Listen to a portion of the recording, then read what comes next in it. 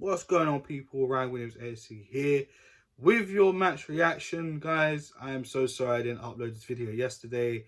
I did have an original video, but for some reason it couldn't upload for yesterday. I do apologize. But yeah, this is a brand new one, so please make sure you like, share, and subscribe. Let me know your thoughts in the comment section below, and yeah, give us a thumbs up and share the content. Let's try and get to 150 subscribers, the next milestone. So let's just get into it. We're not gonna like drone on it for too long. I think we all had a pretty bad afternoon yesterday. Um, yeah, let's just look at it. Let's just look at it right now. It's absolutely abysmal. Arsenal Football Club. It's absolutely abysmal. The lineup was just ridiculous, selection wise.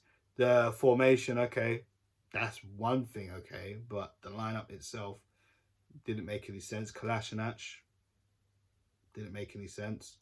Cedric didn't make any sense. Erdegaard did not make any sense. Okay, Pepe was ill, fair enough, but yeah, I mean, wow, absolutely disgusting. Disgusting performance.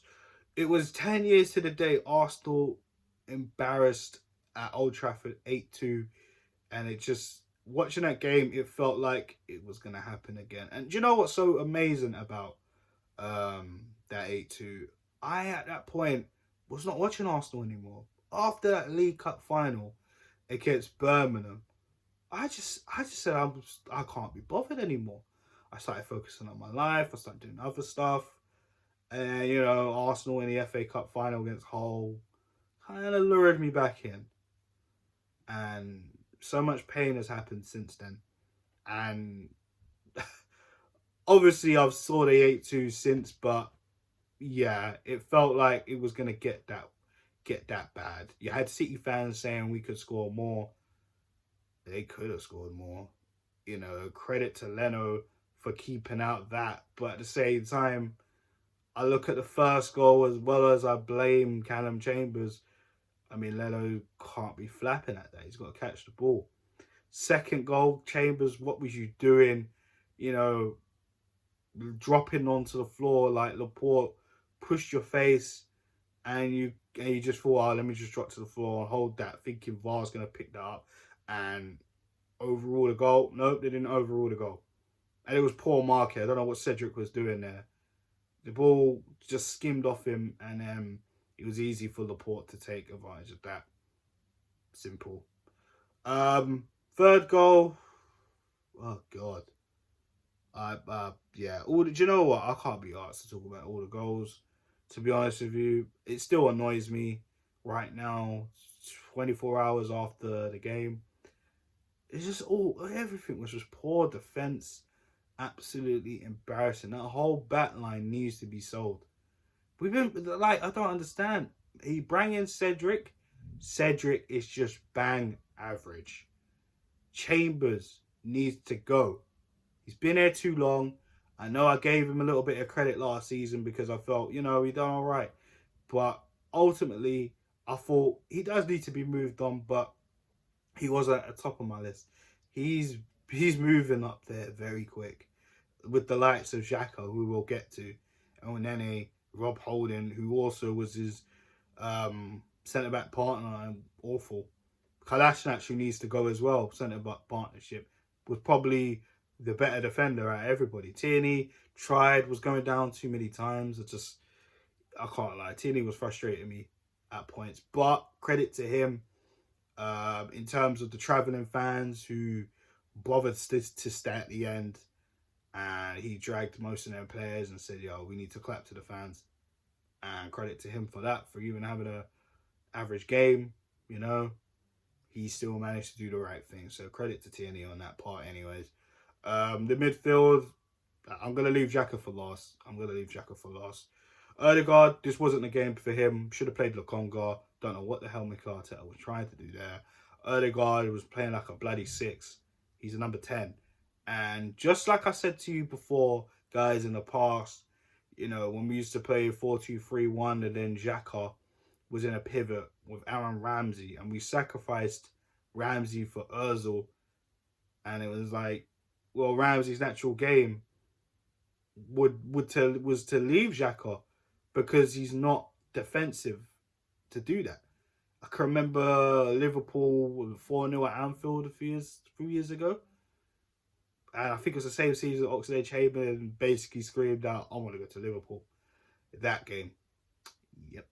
Another embarrassing game to add to the list of this one. Hey. Yeah. Smith Rowe tried his best, but ultimately just, yeah, man, he tried. That's all I can really say. Just, yeah, he tried. We knew Pepe was ill anyways, so I wasn't really expecting Smith Rowe to start, but it was what it was. Saka, same as well. He tried, just couldn't really get into the game. Same with Aubameyang, invisible. And people are burying Aubameyang for his performance yesterday. I mean, what could he do? What could he do? Honestly, I mean, nothing. No balls played to him. Our only shot of the game was when Smith Rowe pressed Ederson, when Ederson was taking it easy. I mean, let's face it, he had an easy day at the office. Arsenal were not going to do anything. Arsenal couldn't penetrate anything. All the goals that Manchester City scored was piss easy. It was a training ground exercise. I don't think I felt... No. Let me refrain myself from saying that. We've been embarrassed too many times, and yesterday was just another one to the list. 10 years since the 8-2, and it felt like it was going to be 8-2. But then again, it felt like it could have been 8-0. It should have been 8-0. The amount of times Leno actually made some good saves. But, yeah, it is what it is. It is what it is. Yeah. Before we get to Xhaka, I will make something very clear. I was in a space last night on Twitter, and yeah, there was some people that were actually there at the game. Now, on TV, if you was watching it like I was, there were people and reports saying how Arsenal fans were celebrating Rodri's goal, and there were a lot of fans that were there, and they were saying we wasn't. We was cheering on the team. Had BT Sport basically trying to manipulate everyone and basically saying how fans were cheering. Some Arsenal fans were cheering for Manchester City, which, you know, for me, watching that, my head was gone anyway, so I thought, what the hell is this?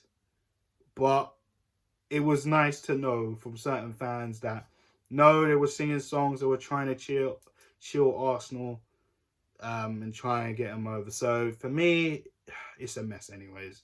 People posting the wrong things out there. It's just not, it's not looking good. You know, it's the last we need for the fans to be turning on each other. We should be at the manager, the owners, and Edu, Vinay, all those people. So let's address the elephant in the room. Number 34, Granit Xhaka. Now, I would usually rip him to pieces, but I've done that so many times over the years. It's just not going to be anything new. It's not. I can't lose my head anymore. Because keeping him, I mean, what did you tell us? Up yours. Remember when Xhaka was cupping his ear, middle finger, F the fans, throwing off his shirt back-to-back seasons? Yeah, more the same, please. That's what they're asking for. Giving him the captaincy ban, the Cronkies endorsing it in a match day program against Chelsea. It's more than mediocrity now. It's way more than that. I mean, his decision making yesterday. Remember, this is supposed to be one of these 5 captains that Emery put in place, and Arteta hasn't changed for some reason. Yeah. Double-footed challenge, deserved to get sent off. The guy should have been sold years ago. But this pathetic excuse of a manager says otherwise. He says otherwise. He says he likes him. He thinks he brings leadership. These players learn off him. What? No, they don't. They suffer. They suffer.